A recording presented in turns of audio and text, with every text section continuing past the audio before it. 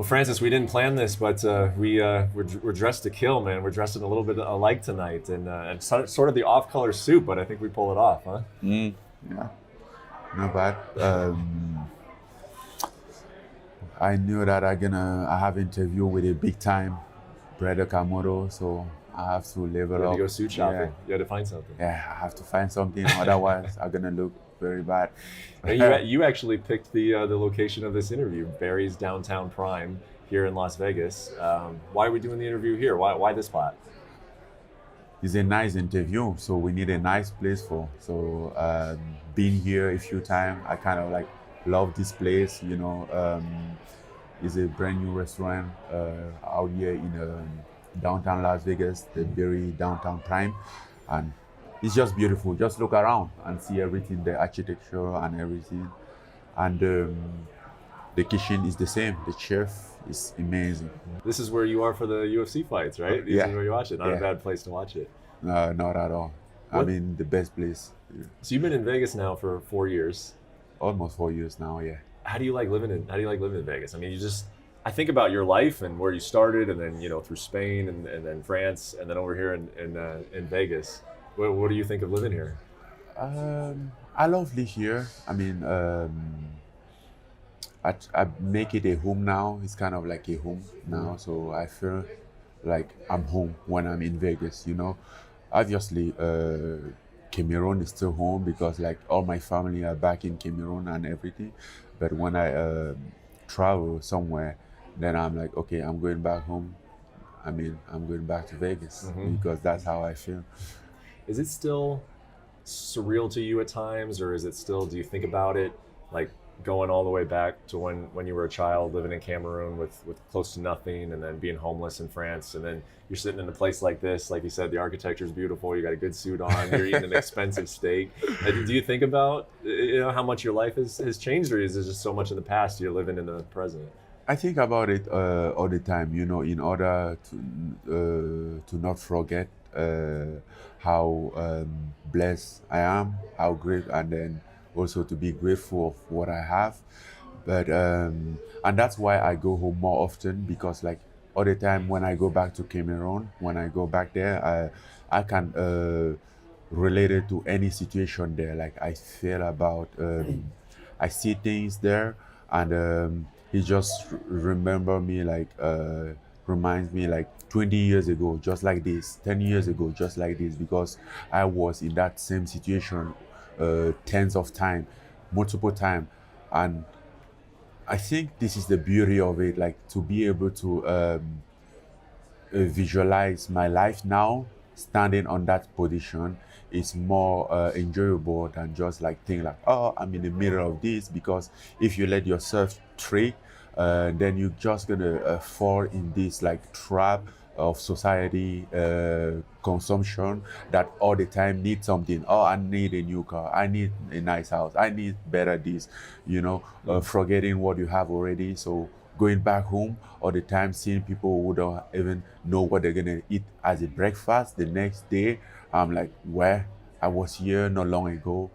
I'm doing great, I've been doing awesome, man. So it's kind of like allowed me to really feel and to visualize the journey that I've been through, and to also reset my goal to not to lose sight of it, because sometimes with all many things going on, you can lose focus on your target. But when you lost, it's like being in the middle of an ocean. The first rule, when you lost, look back, refer to where you came from, and then you will quickly find your destination, where you were going to. Yeah. That's some deep stuff, philosophical stuff. There's this saying in Vegas. It's playing with house money. Have you ever heard of that saying? It's a phrase in Vegas. No, I don't know that one. What it means is if if you're at a table and you hit a big hand, Yeah. and you win all this money, right? So at that point on, there's really no risk. Because you got all this money and it wasn't yours to begin with. You're playing with the money that Yeah. you won. You're playing with house money. And the reason I bring that up is because I wonder if you are you able to feel that way sometimes with your career because of how far you've come, and the fact that your life maybe in a lot of ways you shouldn't be where you're at? Does it remove some of the pressure because you've already won in such a big way? No, not at all. I think he even put me more pressure. I don't think I'm playing with the house money because house money is something that you win. Obviously, you risk your money to win that, but for me, I think I'm in the sport that I know I'm blessed, but I also kind of like in some other way deserve what I have. So I don't play with it. I know what he means for me, what it means for my family. I know what is very important for me, and every time I have to look back, look at my family, look at all those people like expecting me to get better. So at some point I can help them in their situation. I look back at all those stuff. I mean, I can't afford to think that I'm playing with the house money. There's no house money right here. They are all my money, and you know, Yeah. yeah, I can't put my house on the line to play with it. What have the last 3 years of your career been like? The last 3 years of my career, oh, it has been a huge experience. Kind of like embracing the sport and yeah, understand exactly how it works, get deep into, kind of like figure out, find my own spot, my right spot to be there, for the big show. And it's been amazing. I mean, obviously, sometimes you can't just sit there and complain how things didn't go your way, but down the road, you find out that that might be even the best thing happening to you in order to get you ready for something even bigger. All those things. Looking in my life back 3 years ago, I'm kind of like satisfied about it. I'm happy about it. Kind of like, I mean, sometimes that might sound like, I don't know how they say that in English, maybe selfish, but basically, we say even proud of of it, of myself, of what I have accomplished, of what I have go through and been through, and the way that I handle it, and the things that I have learned. Well, it's good to hear you say that because, in many ways, the last 3 years have been tremendous. You've had some great fights. You've had some very quick fights. You've added to your highlight reel, but you haven't been able to get to a spot where you thought you deserved. You felt like you deserved the title for a long time over these last 3 years. So it's good to hear that you feel positively about it. But what was it like, sort of waiting for an opportunity that you felt was yours, that you owned it that entire time? There is not like, I mean, I can't say something that I deserve it. We as I said before, like we you get here and then start to get everything and feel like those things are granted.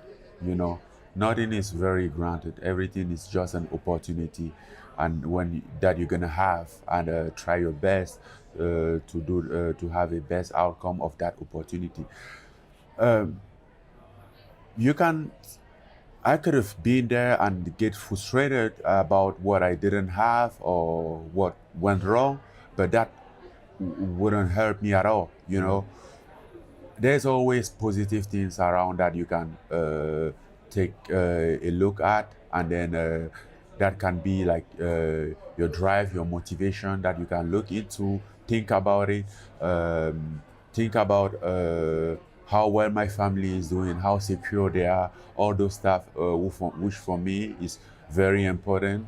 Or they help me to like think about different things to get out, take away all that frustration.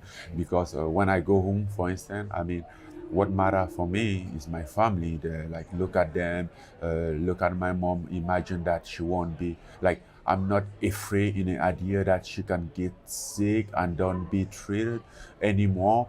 I'm like, okay, if ever she gets sick, we're gonna handle this no matter what, unless it's like really a death. But she won't just die because she can have a treatment. I mean, all those things make me feel happy, make me feel satisfied about something. And because for many years that has been my concern, has been my fear. So there is a lot of good things in my life that I can focus on at all time, not just to like, yeah, title fight is great, it's awesome. I mean, that's all what I'm fighting for. But other than that, there's still life going on. Do you ever think about, because I think about this as this fight comes up, that had you won the championship 3 years ago, though, and you had been on this run that you've been on, you knock out Curtis Blades in the first round, you knock out Cain Velasquez, you're accumulating all of these knockouts.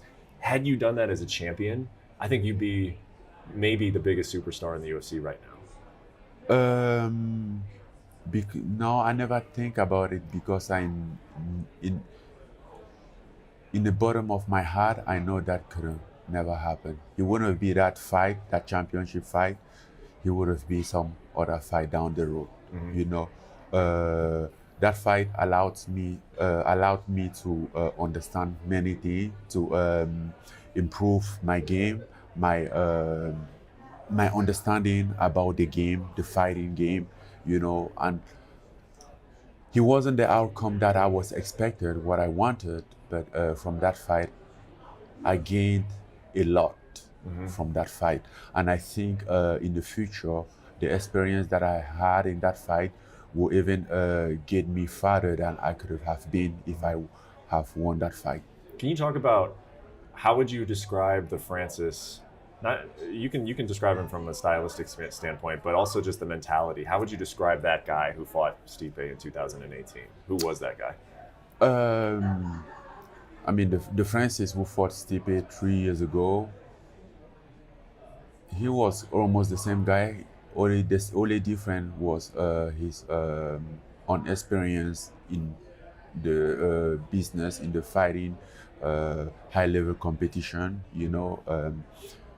Because I didn't understand anything about it. I still remember I was asking myself, like, how did it feel to fight 3 round fight? Like, what did it look like?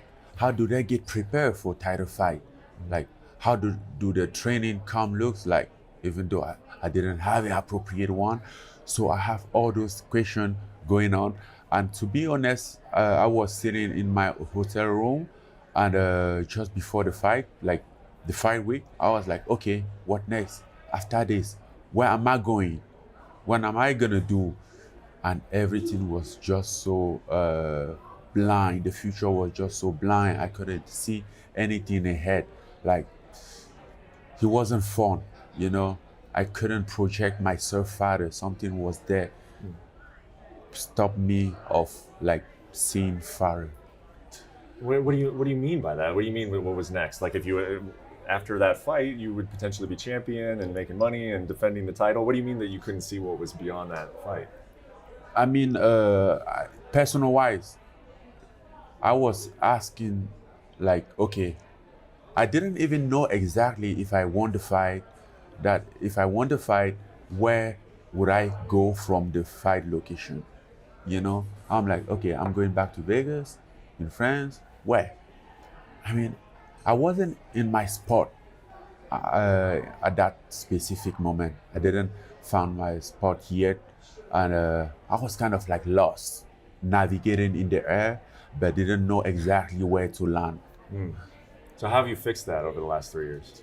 Where you learn, you figure out, you understand that you had that problem at that moment in order not to let it comes again in the future. You kind of like find your spot. I found my spot. I found a place that I call home. I know, like, even though we are not yet in the fight week, I know exactly what I gonna do. If I take that, I win the bet, what gonna be next? I know that is kind of like clear in my mind. What's gonna happen, where I gonna go, all those stuff, which wasn't the case 3 years ago. Did you go into that fight thinking you were going to win, though? or were you anxious and had doubts about that? Honestly, I mean, I think I'm gonna win, but honestly, I was in lack of emotion on that. I don't know if it was emotional something, but I wasn't there. I wasn't like in my right spot, you know. I wasn't like excited about it.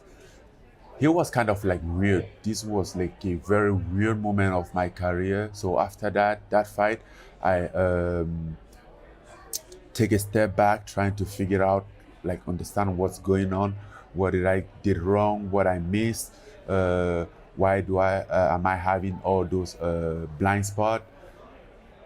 Man, he was just weird.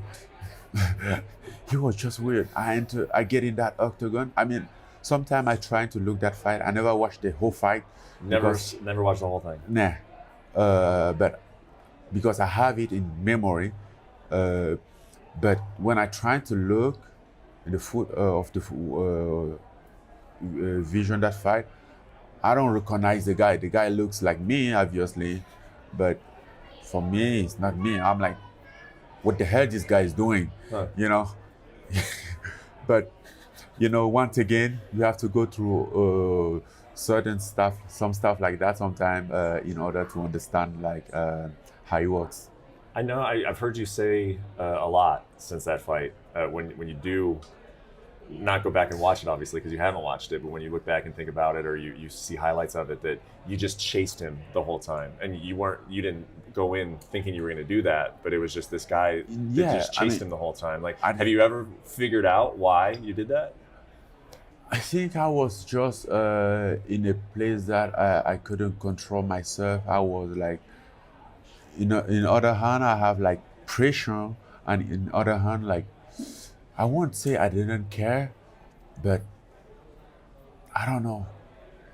It was just weird and something that from there on, I like promised myself to control that. Did you ever get frustrated at Stipe at all, personally, just from a standpoint of just him fighting infrequently, not defending the belt as much? Because I feel like you were ready for this opportunity a while ago, right? And did you ever blame him, or was it just the circumstances? You know, this is a sport business, and then he's a fighter as me, and I'm sure he's trying to get what is doing what is best for him, as everyone would do in this position. I think, and he's not definitely the guy running the show, so I can't hold him accountable for something.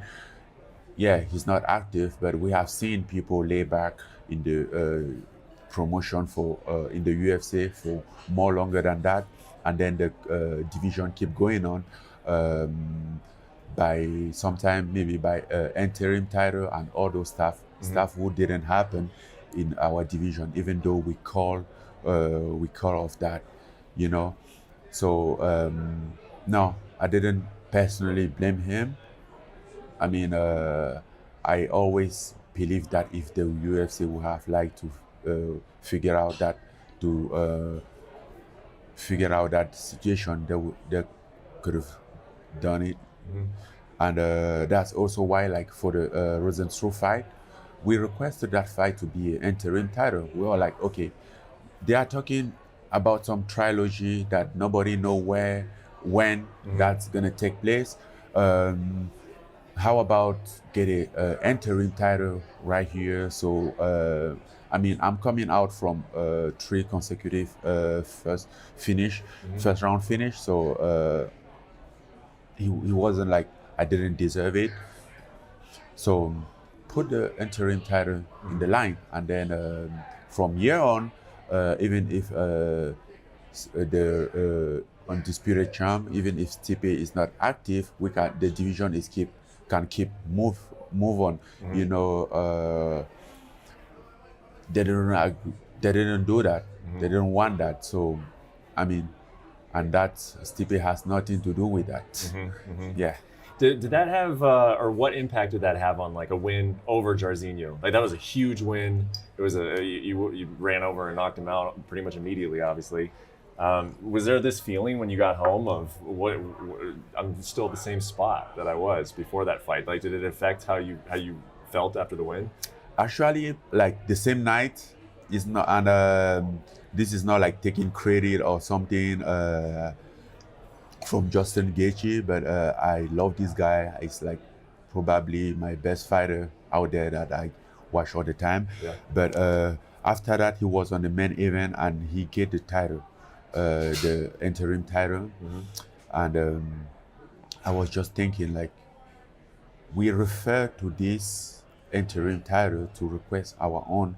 Like he was on three consecutive first round knockout, and I was in the same spot. Lightweight division was having trouble waiting for to have Khabib fight because of all what going on, the COVID and all these things. And then heavyweight division was having a trouble as well with the trilogy and all those things. So there, I was like going back to my hotel room, seeing that I was like, I would have go back home at least with an interim bed tonight, you know, and be able to fight sooner instead of like still waiting on a fight that I don't know what, where, and when is gonna happen. You know, so yes, I kind of like have a frustration about that, thinking is in at those situations we were very similar. Just from a standpoint of getting your life in order, and then also technically, because you know what you mentioned before, the Francis that went in and fought Stipe the first time, all the problems that you were having, and the, you know, just not knowing what the next step was going to be. When was all of that sorted? When were you ready to be a UFC champion? How long ago were you capable and ready for that? Even though you didn't get the opportunity to fight for it yet, when were you ready for it? I think I've been ready for this long time ago. Now, you know, after that fight, I put my together, like fix, look what is wrong exactly. He kind of like take me quite a bit of time, but I put everything together, like find the right team around me, you know, like as soon as I feel like everything was like in the right spot, people that I can count on, my coaches, Eric Nixick was there, Dewey Cooper was here, and the PI was always there, which is very helpful for my condition and even my treatment. I kind of like put stuff together because when I first moved in Vegas, I mean, I was so, I was in Vegas, but didn't really come to Vegas, like allowed myself to be in Vegas. I was still in France, like still want to belong in the team in France, which was a mistake because when comes the moment, I couldn't have the right thing right there. And basically at that, it wasn't a short notice, but still not long enough. At that specific moment, I couldn't put stuff. Then I realized that at that moment, I'm like, damn, you know, like 3 weeks from the fight, I had to go back in France because I was here floating and didn't touch the ground, you know. So, and then from there, I'm like, okay, either I'm in Vegas or I'm in France. I have to collect myself, collect my stuff, put it together, and get ready whenever is a call. Either it's at midnight or 3 a.m. I'm gonna be ready with everything around. When you fought Stipe the first time, were you surprised though that he was able to take your shot? Because that first round was very competitive and you hit him with some good shots. Did you hit him? Because normally when you hit somebody, we're used to seeing them go down. Did you hit him with a shot that should have put him down? I don't know. I can't talk about that, but I know he was like, I know for sure he's very tough. That we give him credit for that, but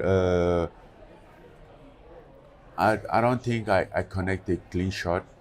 You know, probably some shot that has took some people down. and he managed that very well. But you know, and that shouldn't be a problem because I wasn't. I mean, I should have been going there counting on like taking on one shot. You know, can just most of the time they just break people down with multiple shots. Be able to deliver as much as needed, and at the end when you get break down, maybe the last shots come at some point. And that's the follow-up question, though, is people are going to be talking about this when they're sitting on a desk. Analysts, Bisping and DC and Anik and Rogan, they're going to be saying, "Can Francis Ngannou fight for 25 minutes tonight if he needs to? Can you keep up a pace? Can you fight a fight for 25 minutes?" I mean, everybody. I fought 25 minutes that night. Yeah. I mean, in case if I have my mind right. You do. But you looked tired. You looked tired, and it looked like he had an advantage on you. So yeah, I was tired, and I think everyone going to 25 minutes get tired. Some people more than some, but everyone gets. Nobody come out fresh from 25 minutes of fight. But what I do know is like I improve my space of pushing, my conditioning, my endurance, and everything. I work on that a lot, and I'm not expecting not to get tired in 25 minutes because that means something not right. You know, I'm gonna be tired, but how far can I push? How farther can I push from the last time? This is the question, and I truly believe that I can go push way more than the last time. What will winning, and people get asked this all the time, what will winning a UFC championship mean to you? But I just think about the people back in Cameroon that you're wanting to help out, your family, the journey that you've been on. What will it mean to have a belt go around your waist? Man, that belt, for me, it's kind of like, dealing with my childhood, done with this on sad childhood that I had, because that when unfortunately that's where my I had this dream of becoming a world champion. It was all based on a fruit of frustration over and over of my situation among other kids who was very miserable, and then the feeling that I had that I'm to be feeling low all the time, and at some point I had enough and promised myself to do something that are gonna be in the podium and in the first stage to prove them that I'm not as bad as they think. I might even be better. The only difference between us is that they have a chance to have a parent that can afford all those stuff that they have, but they aren't doing anything to deserve something better than me. I mean, I should have even deserved more than them, since I was working hard at that very young age, and they didn't even know what the hard work means at that time. But they were still looking at me like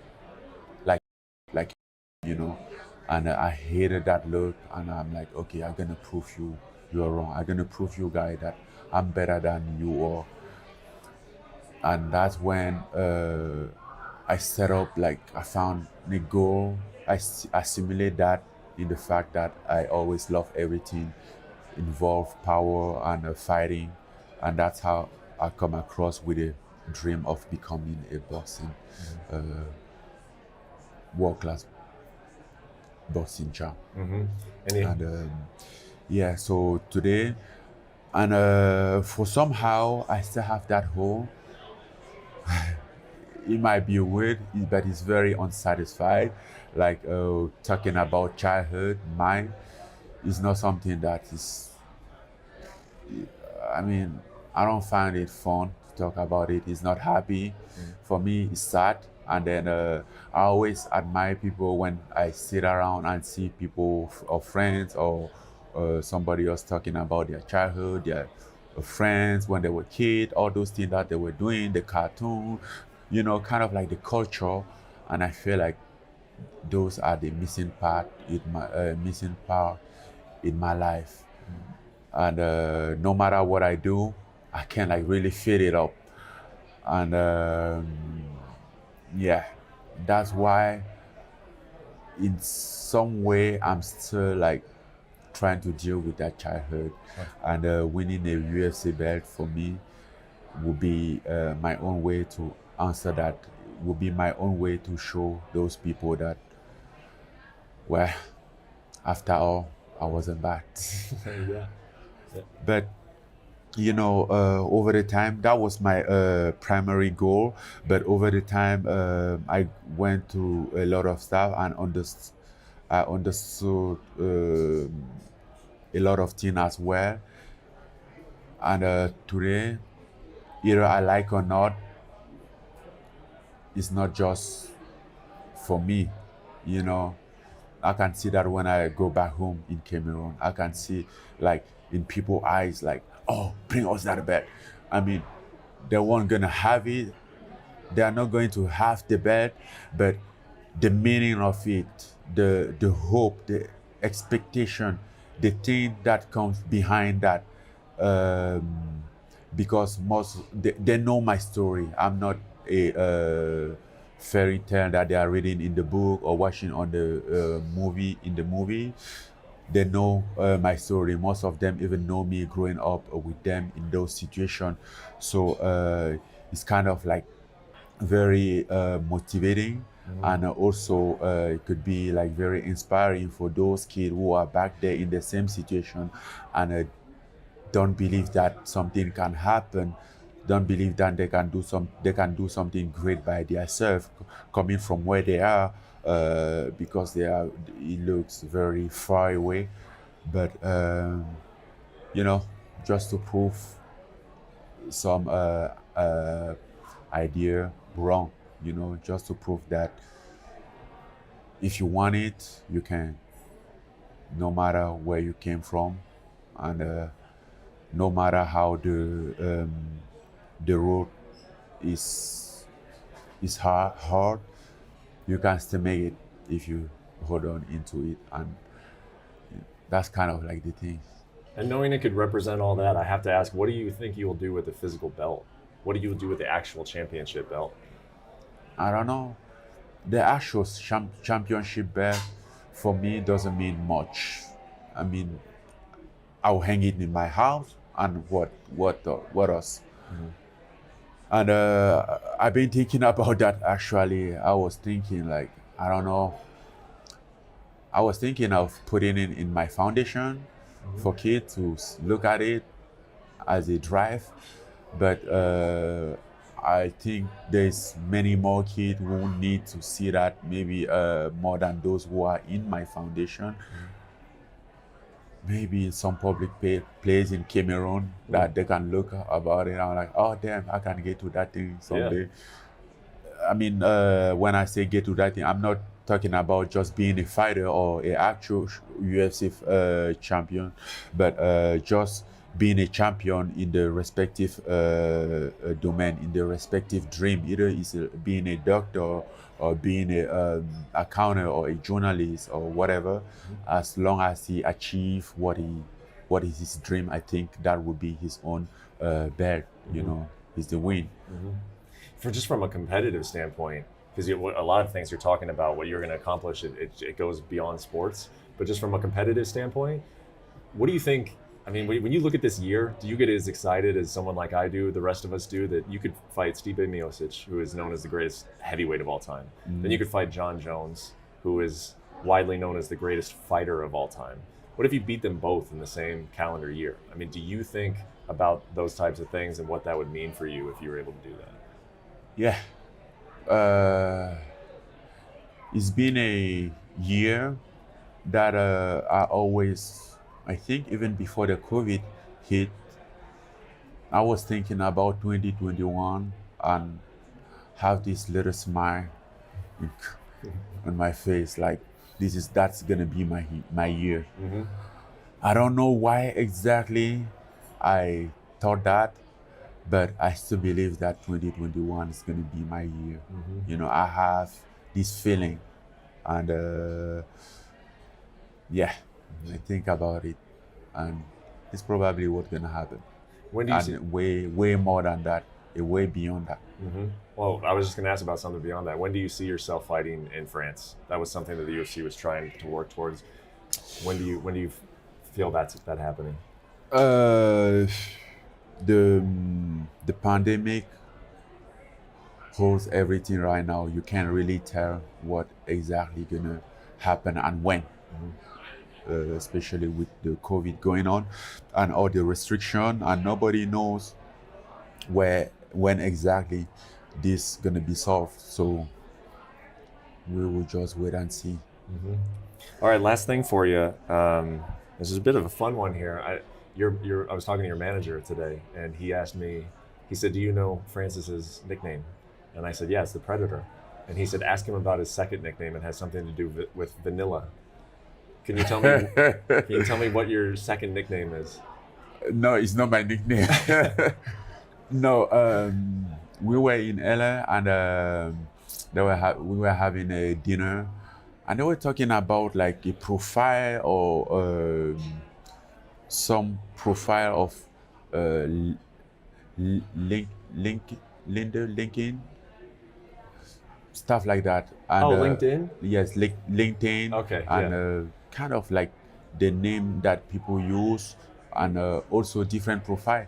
And they were like, well, no, it was about, yeah.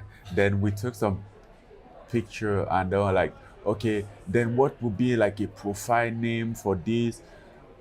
I didn't know exactly what was the profile about. It wasn't TikTok, it was something. And they asked about, then just to make fun, I'm like, mine, then I'll put mine is vanilla 99. Vanilla Sweet 99. vanilla. Sweet vanilla 99.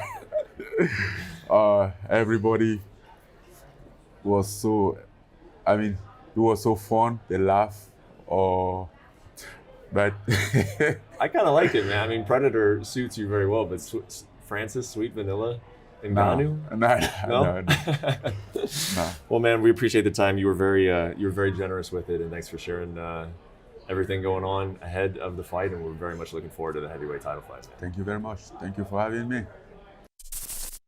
Thank you for watching ESPN on YouTube. For live streaming sports and premium content, subscribe to ESPN+.